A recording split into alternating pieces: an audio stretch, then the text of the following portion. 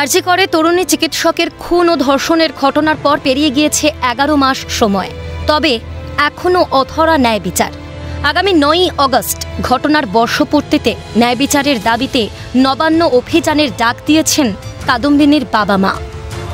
এই আবহে সিএনএর মুখোমুখি হয়ে রাজ্য সরকারের বিরুদ্ধে একরাশ ক্ষোভ উগরে দিলেন কাদম্বিনীর মা। তিনি জানালেন, এই কর্মসূচিতে যোগ দেওয়ার জন্য সমস্ত সচেতন মানুষকে আহ্বান জানাচ্ছি। সমস্ত শুভবুদ্ধি সম্পন্ন মানুষ যারা সেই 9 তারিখ আমার মেয়েকে ঘরের মেয়ে মনে করেছিলেন, যারা মনে করেছিলেন যে অন ডিউটি অবস্থায় একটা ডাক্তারের তার সুরক্ষিত জায়গায় এরকম এটা আমরা মেনে নেব না, তারা আমাদের সঙ্গে রাস্তায় থাকবেন। যে যেখান থেকে পারবেন সেখান থেকে অভিযান করবেন, অভিযান চালাবেন, পথে থাকবেন। এই অন্যায় আমরা কিছুতেই সহ্য করব না, এই অরাজকতা আমরা সহ্য করব না। পাশাপাশি শিক্ষাঙ্গনে চলা দুর্নীতি ও থ্রেট কালচার নিয়েও সরব হন তিনি। তার দাবি, আরজি করের ওই ঘটনায় স্বাস্থ্য ও শিক্ষা দুর্নীতি সামনে এসেছে। তাই তার এই যে নারকীয় হত্যাকাণ্ড, এটাতে স্বাস্থ্য শিক্ষা দুটোই সামনে এসেছে।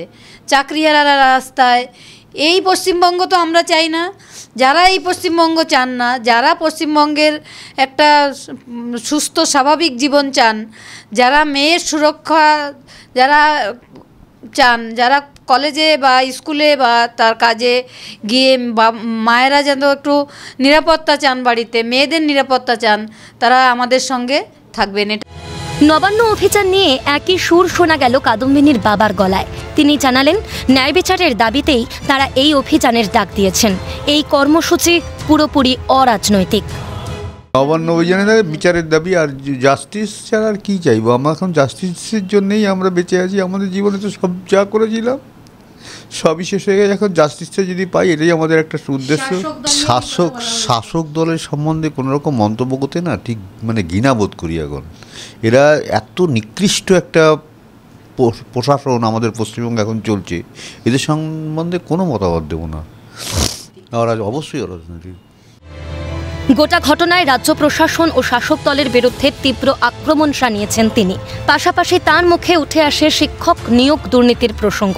তার কথায়, শিক্ষাঙ্গনকে ভেঙে চুরমার করে দেওয়া হয়েছে। শিক্ষাঙ্গনটাকে ভেঙে চুরমার করে দেওয়া হয়েছে। আজকে শিক্ষকদের অপমান করার জন্য আজকে যে কী পরিস্থিতি তৈরি হয়েছে, এটা তো শিক্ষকদের একটা লজ্জা। তাদের যে আনটেন্ডেড বলা হচ্ছে, যোগ্য শিক্ষক তো আছেন, যোগ্য শিক্ষক যে নেই তা তো নয়। যেদিন রেজাল্টটা বেরিয়েছিল 1916 সালে, যেদিন এই এসএসসি পরীক্ষার রেজাল্ট বেরিয়েছিল, যে 1 র্যাঙ্ক করেছিল, সে যে খুশিটা হয়েছিল, তার খুশিটা কি আজকে তার আছে? এদিকে অশ্রুসজল চোখে কাদম্বিনীর মা জানালেন, আরজি করে ভর্তি না হলে হয়তো এই ঘটনা ঘটত না। আরজি কর থেকে সব থেকে বড় বড় ডাক্তাররা তৈরি হয়। সেইখানে আরজি করে চান্স পেয়ে আমরা যে কতটা খুশি হয়েছিলাম, আমার মেয়েটা যে কতটা খুশি হয়েছিল, সেই দিনটার কথা মনে করলে আর আজকের দিনটার কথা মনে করলে বিভীষিকা। সেইখানেই আমার মেয়েটার মৃত্যু হয়েছে। এখন আমারই নিজেকে অপরাধী মনে হয়। মেয়েকে যদি বলতাম যে না, তুই আরজি করে পড়িস না, তাহলে হয়তো আজকে আমার কাছে মেয়েটা থাকতো। অন্যদিকে কাদম্বিনীর বাবার দাবি, তারা সিবিআই তদন্ত চাননি, নিরপেক্ষ সংস্থার মাধ্যমে ঘটনার তদন্ত চেয়েছিলেন। সিবিআই আমরা চাইনি, আমরা চেয়েছিলাম ইন্ডিপেন্ডেন্ট ইনভেস্টিগেটিং এজেন্সি, যেমন ভালো সিট বিভিন্ন রাজ্য থেকে নিয়ে। কিন্তু তা সত্ত্বেও আদালত মনে করেছিল সিবিআই ঠিক আছে, সেই জন্য সিবিআই দিয়েছিল।